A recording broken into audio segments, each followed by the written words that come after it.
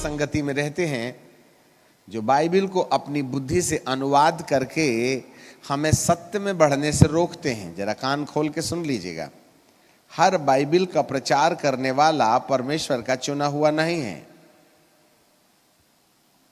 Every man and woman, those who preach the Bible from the Bible about the Christ, he is not a chosen one or anointed ones. याद रखिएगा, आज भारी मात्रा में सेवकाई में ऐसे घुसपैठिए घुस आए हैं जिन्हें प्रभु ने नहीं बुलाया, वरन वे व्यापारिक मनसा से प्रभु के नाम पर पेट पूजा को दर्शन बना करके सेवकाई दौर पर आ गए हैं। और ये बड़ी हौलनाक बात है। उनका लोगों से रुझाव है, ना कि परमेश्वर की इच्छा से। हमारी चट्टान समान भाषा को ध्यान से सुनिएगा। आज भारी मात्रा में लोगों का रुझाव भीड़ पर है, परमेश्वर क्या कह रहा है इस पर नहीं। और जो लोग परमेश्वर के मन की ओर अपना ध्यान केंद्रित करने के बजाय, उसकी योजना को समझने के बजाय, उसकी इच्छा को समझने के बजाय भीड़ भड़क्का पर ध्यान देकर के अपनी इच्छानुसार बाइबिल को अपने लाभ के लिए भाषांतरित करते हुए यदि वे बाइबिल के प्रचार का काम करें, तो उन्हें यह नहीं कहा जा सकता है कि वे परमेश्वर के बुलाए हुए हैं, वरन वे आवश्यकता के द्वारा बुलाए गए हैं। जिसको कोई काम नहीं है वो मिनिस्ट्री में आ जाता है, जिसको कोई पसंद नहीं करता बाइबिल ट्रेनिंग चला जाता है। और जो बाइबिल ट्रेनिंग चला जाता है तो कोई जरूरी नहीं है कि आपको गांव जाके कलीसिया बनाना ही पड़ेगा।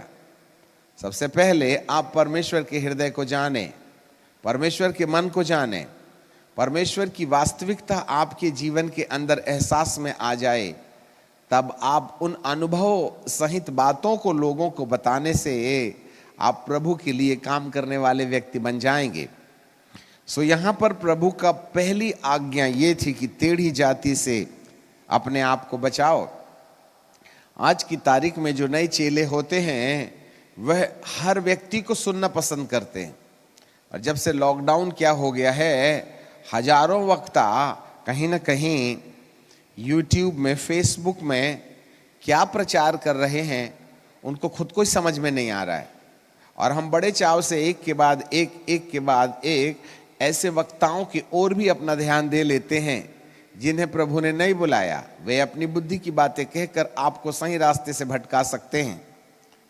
इसीलिए सबसे पहले किस प्रीचर को सुन रहे हैं उसकी दिनचर्या के बारे में पता लगाएं, उसके जीवन के बारे में पता लगाएं। क्या उनकी बातें पवित्र आत्मा की प्रेरणा से वचन के अनुसार है, तो उनको हम अनुसरित करें, उन्हें चुनना होगा। परंतु यदि कोई बौद्धिक दिमाग से लेकर के बाइबिल के संदेश को सुनाए, जहां पवित्र आत्मा के प्रेम और दया और पवित्रता और निर्दोषिता का लक्ष्य दिखाई नहीं देता है, तो वे सब टेढ़ी जाति की लाइन में आ जाएंगे, जिसमें प्रभु जी ने सबसे पहले कहा था कि टेढ़ी जाति से बचो। गलत शिक्षाओं का जो भरमार आज की तारीख में धरती पर फैल रहा है, जिससे लोग आत्मिक जीवन में नुकसान उठा रहे हैं, इसलिए बाइबिल कहती है कि अपने आप को टेढ़ी जाति से बचाओ। और जिन्होंने उसका वचन ग्रहण किया, और उस दिन 3000 लोग मनुष्य के लगभग इस समूह में मिल गए, और उन्होंने कहा प्रेरितों से शिक्षा पाने और संगति रखने और रोटी तोड़ने और प्रार्थना करने में लवलीन रहे। क्योंकि प्रेरितों के साथ शिक्षा पाना, फिर उसके साथ संगति रखना, फिर उनके साथ रोटी तोड़ना, फिर उनके साथ प्रार्थना करने से आपके जीवन के अंदर जो संसारवाद के उतार चढ़ाव देखे गए थे वह धीरे धीरे आपके जीवन से दूर होना शुरू हो जाएंगे।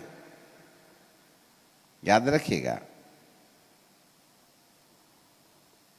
जब एक विश्वास करने वाले के जीवन में इन तमाम प्रेरिताई संपर्क में जाकर के जीवन परिवर्तन के लक्षण दिखाई देने लगे, तब जो है उसे कलीसिया के रूप में जाना गया।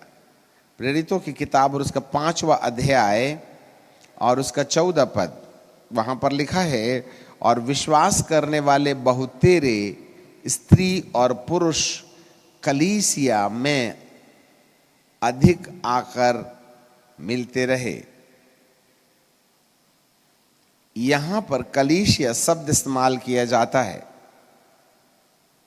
अब तक वो कलीसिया नहीं थी। विश्वास तो भूत भी करते हैं। गनेसरत की झील के उस पार दुष्ट आत्मा ने भी ये कहा था, तू तो जीवते परमेश्वर का पुत्र मसीहा है। इसका मतलब ये नहीं है उसको भी बपतिस्मा दे दिया जाए। पतरस ने भी कहा था, तू तो जीवते परमेश्वर के पुत्र मसीहा हैं। इसका मतलब पतरस के अंदर सेम विषय और दुष्ट आत्मा जो गनेसरत की झील के उस पार की, हे परम प्रधान परमेश्वर का पुत्र, तू समय से पहले हमको नाश करने के लिए क्यों आ गया? तो क्या हम दुष्ट आत्मा को भी विश्वासी समझ लें और उसको कलीसिया का मेंबर बना लें? विश्वास तो उसने भी किया था। वो भी ये जानता था या जानती थी या जानते थे, क्योंकि वो बहुसंख्यक थे। तो जीवते परमेश्वर का पुत्र मसीहा है। सो ऐसे समय में हम उनके अंगीकार को ये नहीं कह सकते हैं कि भूतों ने भी विश्वास किया कि यीशु परमेश्वर का पुत्र है। वो तो जानते ही थे, पर विश्वास थोड़े ही ना किया है। यहां पर विश्वास करने वालों को सबसे पहले जो आज्ञा दी गई है कि वे टेढ़ी जाति से सावधान रहें। इसलिए उल्टे सीधे प्रचारकों से कहीं जहर उगली संदेश अपने माथे पर, अपने आत्मिक जीवन में बिगाड़ पैदा करने के लिए मत सुन लीजिएगा।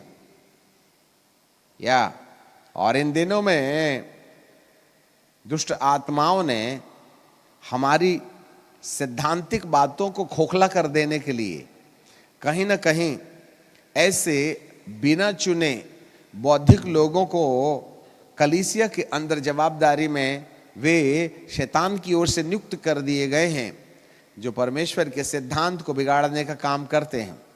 इसलिए हर एक विश्वासी की परम आवश्यकता ये है, इससे पहले कि वे कलीसिया के नाम से जाने जाएं, उन्हें टेढ़ी जाति से सावधान रहने के लिए परमेश्वर का वचन कहता है।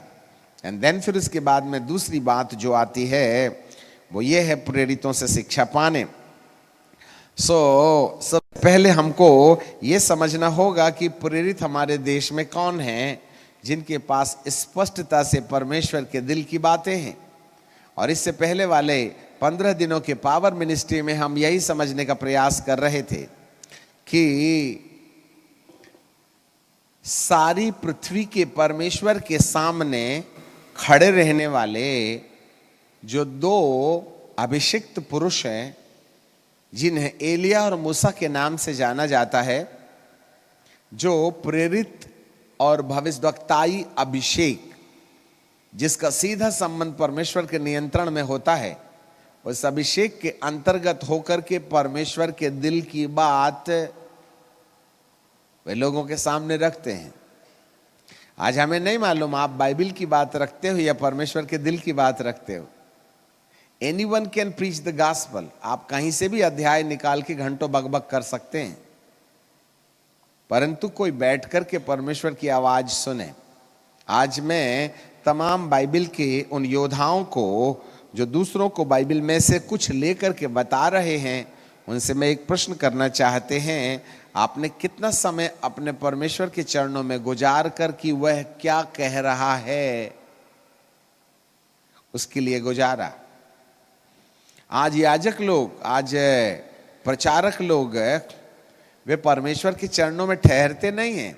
ये किताब निकालो, वो किताब निकालो, फलाने ने ये बोला, अमके ने बोला, ये अमका बोलता, ढमका बोलता, फलानी किताब ये बोलती, हिब्रू ये बोलती, इंग्लिश ये बोलती। अरे बाबा, ये बोलती वो बोलती, ठीक है, परमेश्वर क्या बोलता ये बताओ ना।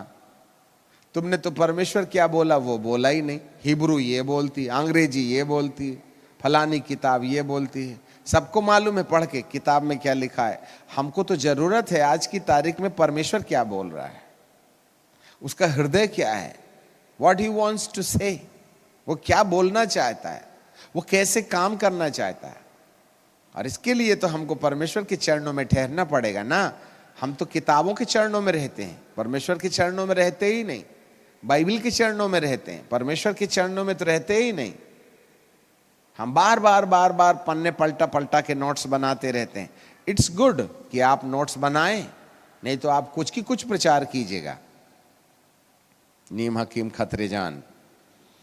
तो बाइबल का परमेश्वर ये कहता है आज ऐसे माध्यमों की जरूरत है जो परमेश्वर की धड़कन निकाल के लोगों के सामने रखें। जी हाँ,